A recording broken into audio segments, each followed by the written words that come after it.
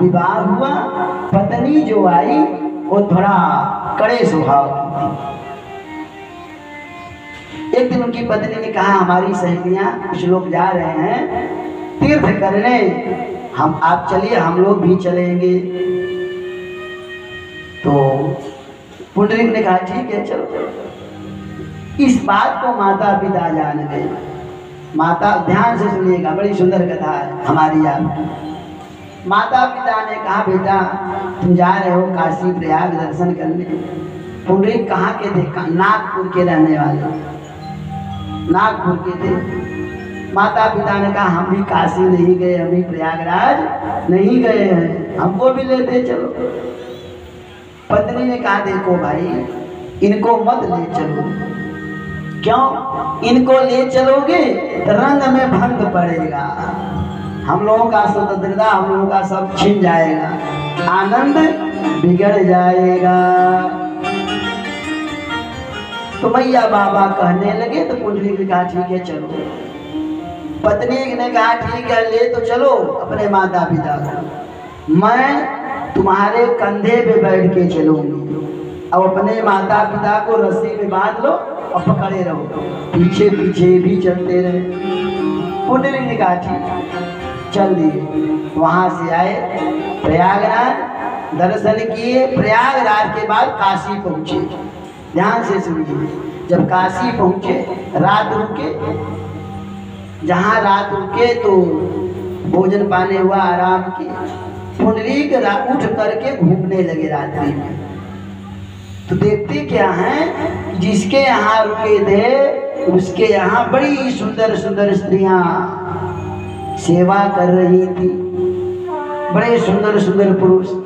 पुंडरीक ने कहा कि भाई आप लोग मनुष्य नहीं लगते हैं, कौन आप? किसी ने कहा मैं गंगा हूँ, किसी ने कहा मैं जमुना, किसी ने कहा सरस्वती, किसी ने कहा मैं तीर्थराज प्रयाग हूँ। पुंडरीक ने कहा आप लोग यहाँ क्या कर रहे हैं? तो गंगा मैया और तीर्थराज प्रयाग ने कहा कि जिस घर में माता पिता की सेवा होती है वहाँ सभी तीर्थों का वास होता है, सभी तीर्थ आके उसकी सेवा करते हैं। पुंडरीक को बात लगी, हो अब लो न सानी राम, अपना न सही है। अब तक तो गड़बड़ हुआ, अब नहीं होगा। सुबह हुआ, मैया बाबा से कहा पुंडरीक मैया चलो। कहाँ? अब घर चलते हैं। घर लेकर के आया और अपने माता पिता की सेवा करने लगा। एक दिन भगवान स्वतः आए रुक्मिणी मैया को लेकर के, चलो तुमों को किसी भक्त का दर्शन करा लाऊं। पुंडरीक का दर्शन करने के लिए आकर के खड़े हो गए दरवाजे पर। भगवान श्याम सुंदर और रुक्मिणी मैया खड़े हैं दरवाजे पर, लेकिन पुंडरीक उनकी ओर देख नहीं रहा। काफी देर हो गया, भगवान तो नहीं। लक्ष्मी मैया को क्रोध आने लगा कि हम इसके द्वार पे आए हैं, ये कुछ पूछ नहीं रहा, स्वागत भी नहीं कर रहा। तब तक उसने क्या किया, पुंडरीक ने एक ईंटा फेंक दिया, इसी पे आप लोग बैठ जाओ। मैंने आसन दिया। भगवान नीचे पे खड़े रहे, अपने मैया बाबा की सेवा की और तब पुंडरीक आया।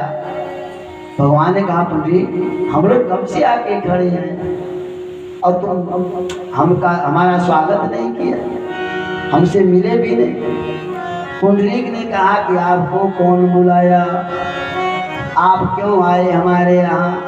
भगवान के भक्त भी अजब होते हैं, क्यों आए? हम बुलाए क्या? क्यों आए?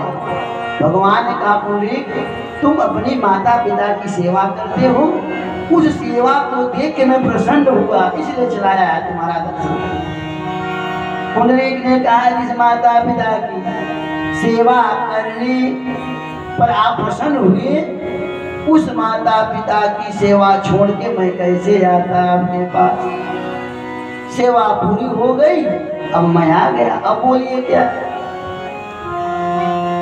तो उन्होंने कहा ठीक है भाई, अच्छी बात है, तुम वरदान मांगो। कथा विस्तार के उधर नहीं जाएंगे, तो पुंडरीक ने कहा अगर आए हो तो हमारे नाम से यही रह जाओ। आज भी भगवान श्याम सुंदर कन्हैया उसी ईंटे पर आज भी कमर पे हाथ लेकर के खड़े हैं, मानो आज भी भगवान कह रहे हैं जो अपने माता पिता की सेवा करेगा उसका दर्शन मैं स्वतः करूंगा। मातु पिता प्रभु गुरु कई बानी, मातु पिता गुरु कई बानी, नहीं विचारी करी शुभ जानी, नहीं विचारी करी शुभ जानी। सुन जननी सोई सुत बड़ भागी, सुई जननी सुई सुत बड़ भागी, सुन जननी सोई सुत बड़ भागी, सुन जननी सोई सुत बड़ भागी। जो पितु मातु वचन अनुरागी, जो पितु मातु वचन अनुरागी। जो बेटा माता पिता की सेवा करेगा ठाकुर उसकी सेवा करने को तैयार। लेकिन जमाना बदल गया, देखते रहे संसार की हालत क्या हो गई भगवान। इतना